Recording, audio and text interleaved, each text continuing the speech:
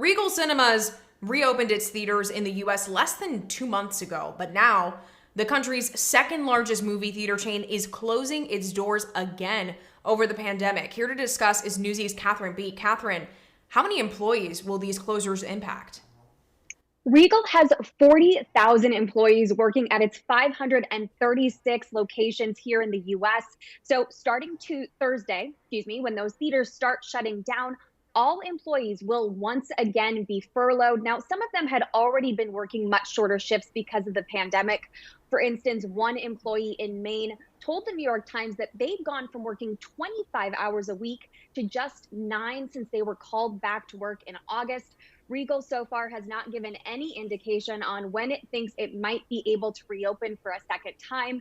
It announced its decision Monday to close down again after the James Bond franchise announced it was pushing back the release of its upcoming 25th installment called No Time to Die. It was supposed to be released in November, Lauren, but it's now been pushed back to spring. I mean, it's so tough when you go in and you're like, I already have reduced hours and now I'm not working at all. What about other movie theaters? I mean, how have they been doing during this pandemic? All US theaters have been performing poorly across the board, and that's because people in general just don't feel comfortable going to theaters yet.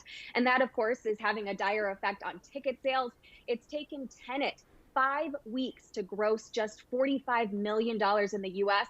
And this is a movie that cost $200 million to make. So it just doesn't make much financial sense right now for studios to release any would-be blockbuster film. So because of this, we're seeing studios announce that they're either delaying release dates for their movies or they're instead just going to release them digitally. So I really wouldn't be surprised if more theater chains announce they too are going to follow Regal's lead and shut down again, possibly until next spring. I think the industry really needs to give Americans a good long time to feel safe again, Lauren.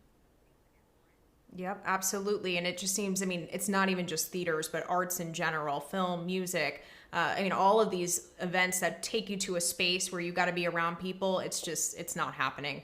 Newsy's Catherine Beak, thank you.